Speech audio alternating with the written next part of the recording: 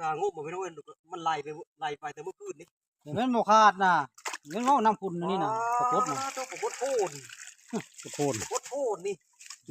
เคยเห็นปรากฏโทนเอาอยู่ในสิจับมันดีจังวะก็ดีปรากฏโทนใหญ่ขนาดนั้นตอนนี้ก็กินข้าวอิ่มทุกคนสีพากันไปยามรอบบัดนี่เพราะว่าเมื่อคืนนี้ฝนตกแห้งจะมองว่ามันสิอยู่หรือบ่ไปเดินทาง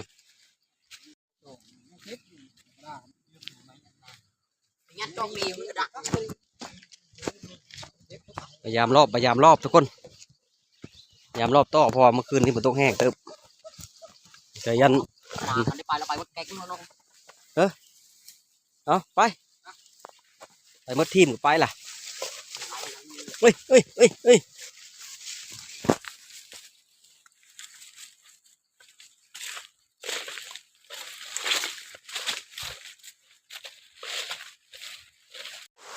อันนี้ก็เดินทางหมดโห้ย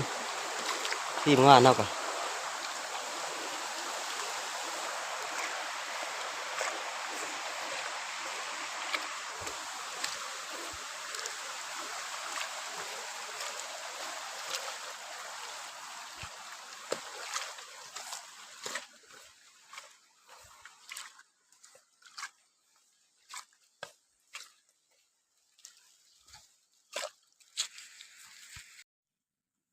นี่วังนี้ลึกนะทุกคนวังใหญ่นะทุกคนปลาลายนะวัง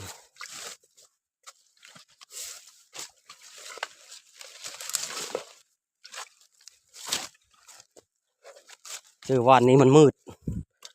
ดก่อนเป็นไรเดี๋ยวเห็นอยู่บ่เดี๋ยวเห็นเลยโอ้มันไหลไปแล้วบ่ไหลลงวังใหญ่ๆไหลลงวังใหญ่ๆมันจะพอแห้งแล้วเนาะเอา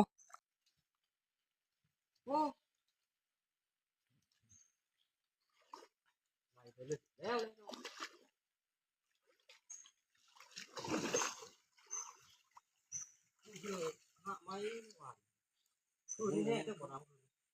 อืม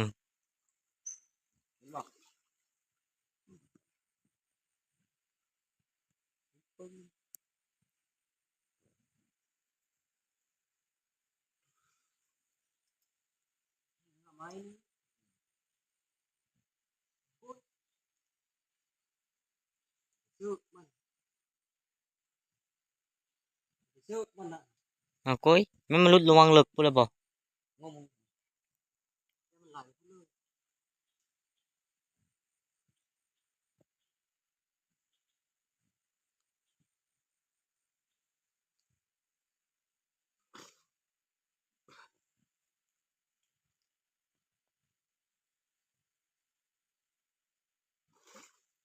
เห็นเชือกมันคาด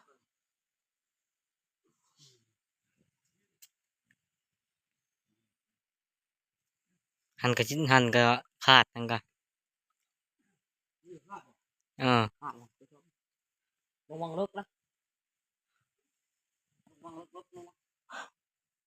ไม้นี่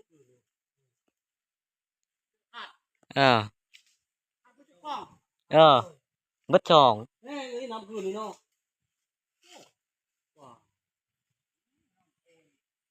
น้ำไหลไปแล้วพี่น้อยรอบ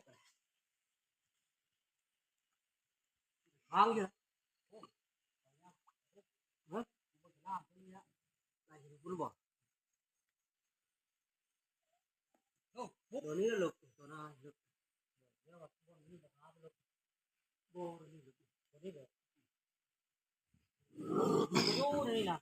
น้ำเบื่อมันวิทย์แล้วก็ลึกๆ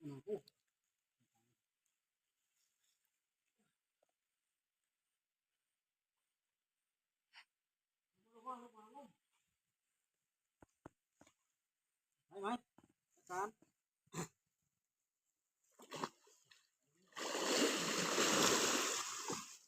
พยายามรักให้โลกน้องมันใช่นี่โลกคิดปากคุณปากโลกได้แล้วก็หาได้เลยขายตัวนี้เนาะน้ำแห้งใช่ไหมมันเป็นโคกี้มันแห้งน้ำคันแห้ง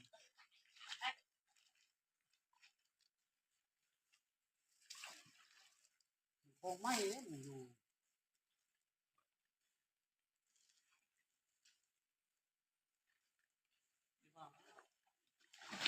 น่าจะได้ประกฏนี่แล้วว่าประกฏหลายน่ะดูได้ว่าเก่ง ที่พางุบมาไม่รู้มันไล่ไปแต่เมื่อคืนนี้ เห็นมันบ่ขาดน่ะเงินงอกน้ำคุณนี่น่ะประกฏน่ะ เจ้าประกฏโทน ประโคน ประกฏโทนนี่เคยเห็นประกฏโทนแม่นจำไปเลยนี่มันโอ้ย มึงข้างหน้าไม่ได้เฮ้ย ไป บ่ถ้ามึงมีหูรู้น่ะ ขึ้นมาก่อน พี่น้องเอ้ยขึ้นมาเทิงโทนมันกว้างพี่ กดโทนกดโทนกดไงกดไงกดโทนกดโทน พี่ ถามนะพูรักหนูป่ารักหนู สาม ตัวง่ายเพื่อนบอก กดทั้งหมดเลย โอ้ยได้มันไปเนาะ มันบ่ไปไหนว่าอยู่น้ำคุณนี่น่ะประกฏหลายไปนี่น่ะย่ายังบ่ได้ นี่ น่ะ ผ้าเพื่อนนี่ มันขาไม้บ่แยงผมอยู่เฉยแยงเนาะ พูดละติงมาแล้วกัน อยู่เฉย อยู่พูด เอาลูก เอาได้ไง อ๋อเอาให้ก่อน เดี๋ยวเราเคยได้เด้อประกวดใหญ่แบบนี้ ได้ปีถึงใช้ตะบิดโชว์ไปแย่งเดี๋ยวได้8โตตำนี้ทั้งหมด นี่ได้ มันวักตัวใหญ่น่ะตัวน้อยอยู่ได้หลายแล้วน้อยใช้ชำแขนชำนี้เฉย มันรุดไปคาดไปเลยนี่ มือบางกล้องก่อน ยังรุดยังไข่แน่รุดแบบนี้น่ะรุดแบบนี้น่ะปามบ่ออกถ้าละมันขาดแล้วมันพื้นนั่นน่ะปาออก อันนี้มาชื่อป่ะนี่ เนี่ยปาแย่งอ่ะ ชื่อเลย นั่งยอม มันช่ำบี มันคือได้ มันช่ำบีแข็ง ช่ำมือบีแข็ง ทำมาเลย ป้า ตัวผู้เลยตรงนี้ ประกวดใหญ่พี่น้องโอ้ย พี่ก็มีเงินใช่ แต่เกิดนั่นไม่เคยได้คือชื่อเลยจักโต สองอยู่ ตัวนู้นก็ใหญ่ช่ำเดียวบ่ตัวนี้ใหญ่กว่าหมูเนาะอันนี้บ่ใหญ่อันนี้ตัวนี้มันใหญ่ โอ้คอมเมนต์ซ้ำนี้ถึงยิ่งเริ่มขึ้นแถวนี้เต็มบนมือประพันยิ่งประพาน่ะอันนี้จุดไลท์ไม่ได้ช้ำแขนอย่างไงฮะ เอาคุณในพูนี่จะลุยตรงนี้จะลุยจะไปยุ่งพักปกติ นี่แก้ จะลุยตัวน้อยใครชื่อเนาะ แก้งามผู้ เดี๋ยวมันจะลุยตัวใหญ่ แก้จนเราไม่ได้มันอยู่ในงาม วิเคาะตัวนี้ ปลามันเข้าง่าไปแล้วปลาน่ะที่ไรแต่มันบ่ไปนั่นได้ลายปลา ฮักเลยนี่พอเป็นฮักลุ้น หามันรุดมันโตมันออกได้ เชือกดอกปุ๊ดรูแบงไปเชือกนี่เชือกจนกับงัวสีแดง นี่ไปเชื่อนี่ป่ะนี่เชื่อว่างนี่มันตื้นๆนึงครับ เชื่อมีแล้วเชื่อนี่กะ เชิญทีมขึ้นมาเลย ใส่หันก็ได้ยี่ดูลูกเลย บ่ เป็นนั้นมันถือ มันเลิกได้เลิกกว่านี้อันนั้นนะตัวนี้ตื้นละ เอาแง่เข้าไปลูกนึงเอาแง่เข้าไปเชือกตัวไหนลูก ใส่ปลานี่น่ะเฮ็ดรอบนอนได้เอาขึ้นปลาลงใช่นี่แล้วก็บักไม้ทับ อยู่บนโดนมันอ้า คนรักได้ เบิ่งได้บ่ได้ สองมือ3 มือยามเท่านึง จุกโดนมันอ้าเนี่ย จับเอาว่างมันเด้อมันฟอดติงบ่เดียวได้อันตราย เอาอยู่ในสิ จับมันดีจังหวะพอดีมันแต่ละเป็นอย่างนั้นแหละ ไงมันตีมันโอ้จะมับดูเด้ดูเด้ตัวนี้ อยู่เลย เนี่ยก็โคตรโอ้ยปากแง่นี่ก็ดึงหัวช้ำมีดบาดเนี่ยมันเป็นนั่นเด้เป็นเกลียวเลยมันคือปลาดุกได้ ว้า ตัวน้อยแบบนี้ โคตรโทนพี่น้องโคตรโทนใหญ่ขนาดนั้นใหญ่ลีรอ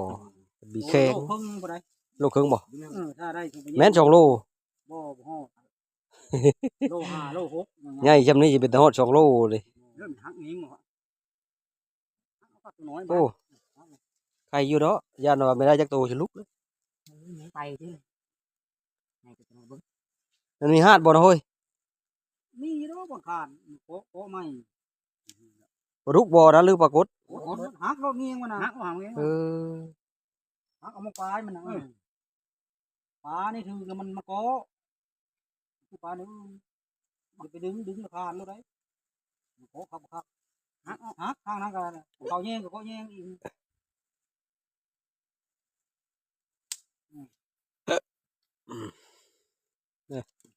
ได้เตอซ้ำใหญ่ๆทั้งหมดจะโจ้4-5 โตก็เต็มแยง เหยียบเอาเงี้ยมันนะ เบิ้งตัวไหนเขาทิ้งเขาก่อน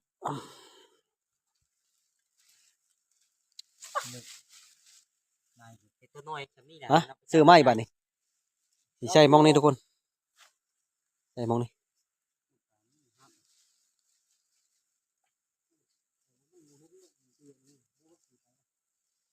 มองลูกเห็นท่าครับ ตอนนี้ก็ปรุงแล้วใส่ต่อทุกคนเลยใส่ยำลงมาใต้บัดนี่พอตีมาจับกล้องนี่ เอามามันครับ หาม เป็นพี่มาลงพี่หรอวะ คุณบอลเลยลงพี่ ลงพุ่นละมันยังจับแบบนี้นี่มือบัง ลงมานะมัดได้ง่ายๆเลยเอาเลย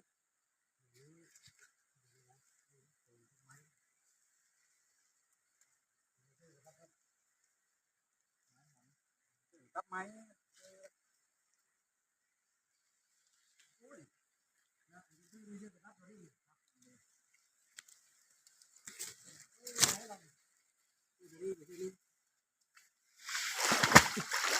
จน ไม่เลิกไม่บุญนี่ได้ พอดี ลงลอยฟุ้งลง เออ มาทำไมมาทำไม ไปรถป้าไปรถอันนี้เอารอบพื้นเลยไปอยู่ที่แล้วนี่เอาไปเจ้านี้เด้อ ลุกไหมปกติลุกไหมลงไปทำไมมาเดี๋ยวลงนะมีลงละยังนะ เดินถือไว้ ปั๊บพวกคือมีหอด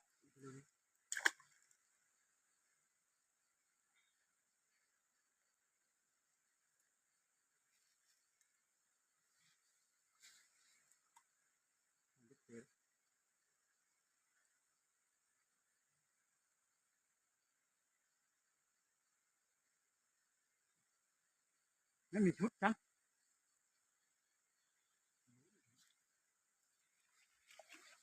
รอบ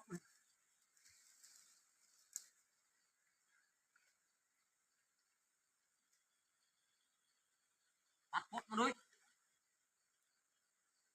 ได้ป่ะอยู่นี่ทำไม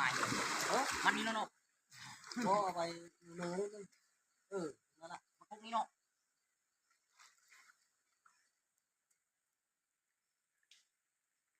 นี่เนาะได้ป่ะนี่มัดเงาลึกนะ ตื่นด้วยเนาะ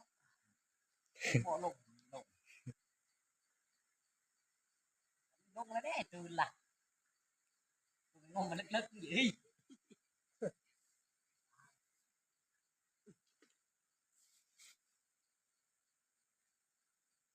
เก่งไปเลย จริงบอก ญาติบอก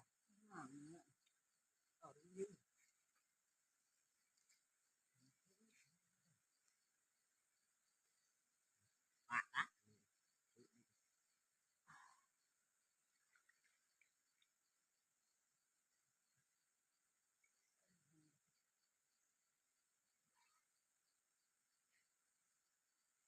เป็นอะไรมันยังบอก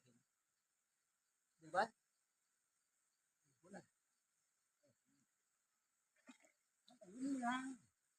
เยอะยับงงมันแรงกันนะคนว่าคาดแล้วมันเร่ก็เลยแน่นเลย พุทธแพทย์เนี่ยวะ โอ้จะอยู่ไม่ได้ ทำไมเดี๋ยวนี้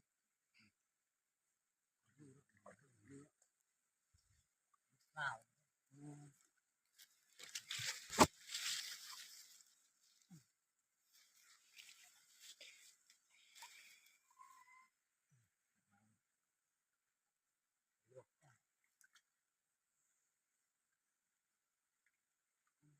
ำไมนี่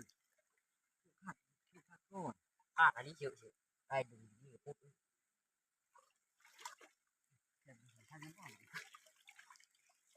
แล้วก็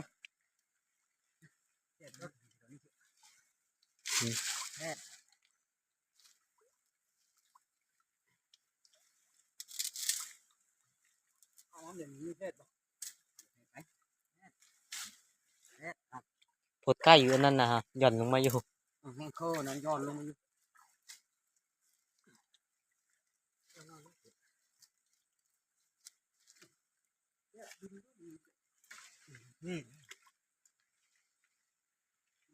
เอาพานะครับตัดลงมา อ่ะตอนนี้ก็ใส่รอบเรียบร้อยทุกคนเดินทางกลับที่พักบัดนี้ก็ได้ มาขี้จ้อยนะไว้นะ เออไป เอา ทาง ทาง กลับ ละอยู่ในลูกแล้วลูกมันโป่งหมดละ ไปเลยตัดเงี้ยงมัน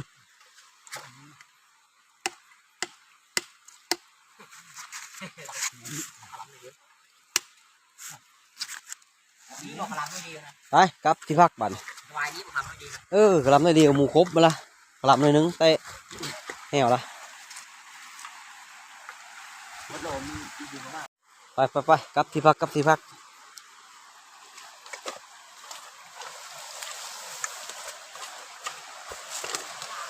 โอ้ย